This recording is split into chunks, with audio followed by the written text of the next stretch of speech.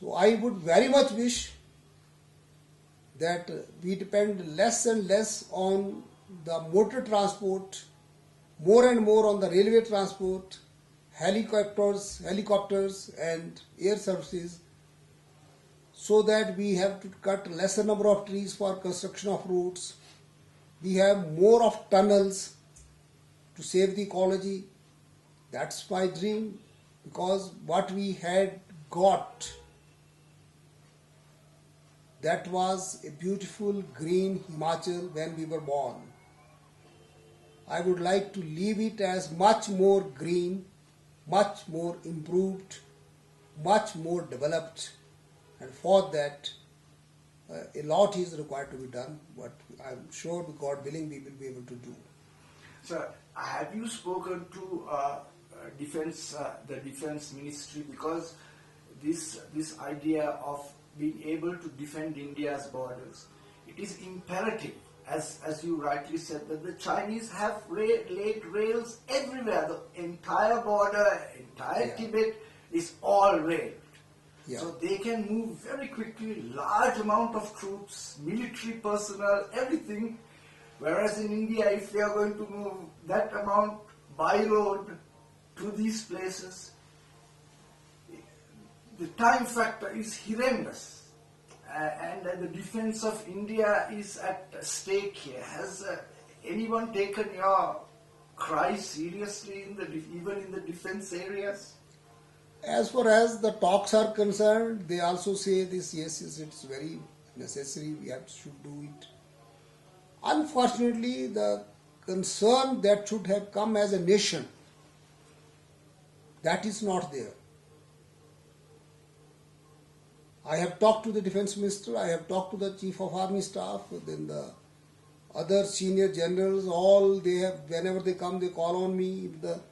Twice the Chinese ambassador has also come to me, though on other pretexts. So I feel it is our national interest that our government wakes up to that, and we are able to lay down these railway lines. And as you have very rightly pointed out, it will motor vehicle will never match the railway efficiency. It can degenerate, it can destroy your environment, ecology, but it cannot cope with the railways. That has to be done. Sooner it is done, better it is.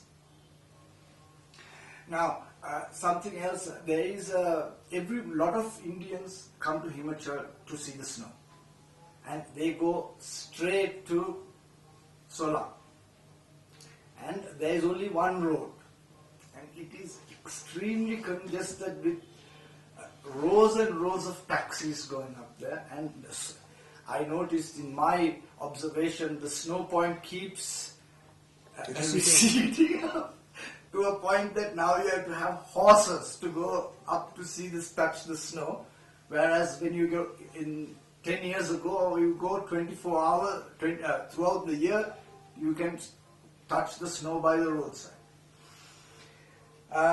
Is there any plans to take alternative paths, or divert this ecological damage, because the roads are also being continuously degraded because of wasn't designed to take so much traffic up that way? We are trying to have ropeways, and we are trying to make people conscious of the fact that instead of using private transport, use the public transport. Then to save the roads, we are also in agreement with the army that a wave bridge should be there, so that very heavy vehicles do not go. All these measures are there, but the topographical conditions, that's not very easy to construct more and more roads. It is only the lovers of nature, they should know that they should walk on foot, spare more time to go near there. Everybody wants to go, just touch, go in his own personal vehicle. Don't spare, they don't want to, as the famous poet had said, nobody has time, they have little time to stand and stare. They have this time to walk, stand, stare, and enjoy. It is two way. One is of providing facilities. The second important is that people to be educated also, that they have to save for what they come to enjoy. I go to see the snow, but if I destroy it, that I don't deserve to see it again. So that education of the tourist is also required, local people is also required, and that is a holistic approach has to be there from every side, that we also enjoy, but we don't spoil the things. As we often read in the textbooks, flower is to see, not to pluck. So, taking this point up, I briefly spoke to you about this imperative um, urgency of education. Yeah. Either and educating the local population as well as the tourists that come. Yes. Of the fragility of the ecosystem. Yes, yes. And I have talked to Mr. Arun Kumar Sharma. He was very pleased about the possibility of television station just for tourists, to educate tourists, to keep them informed. He has asked me to do some research of what the tourists would like to see, to hand it to him. He would be looking forward to this. Also, the idea of an educational channel where someone who has graduated can do further education through the internet examinations and through media. What is your thoughts about this kind of program, using a tool that is in every tent and every poor house in Himachal has a television? Yeah, of course. And it's a very good idea. It will be educating the tourist, particularly, and telling him, save this ecology if you want to enjoy in future also.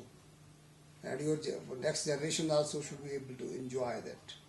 And improvement on education after graduation, even then learning through television, internet, all these things are modern appliances. They should be available to everybody, and those who want to learn, they should learn about tourism, about education. Such channel will be always welcome in any state, particularly in Himachal Pradesh. Mr. Arun Kumar Sharma told me that your state has the highest literacy rate in the whole of India. Yes, we have. And he's very happy to raise the standard even higher than what it is right now in education and the levels of which people interact and their knowledge base. I am a student of literature, and there used to be one topic, art for art's sake, and then it said, ideal is never achieved, but ideal should always be there. So ideal will be that the standard increases, it should go on increasing, and still there will be scope to increase further. Sky will be the limit, and definitely we would like to improve as much as we can. What would you like as assistance that the international community gives this state, as a request to the international community for you to fulfill your dreams and vision for this state? I would like to have the ideas. Most important are the ideas, and to implement them, the technology and the money. Idea should be there, technology to implement that, and then money is, as I've said, the sixth sense, which should be able to help to implement that. Is there anything else you would like to tell the international community of the world about Himachal Pradesh before we? I would like to tell the international community that this is a Himalayan abode, a land known as Devbhumi, the land of gods. Still you find so many gods in the villages. It is a place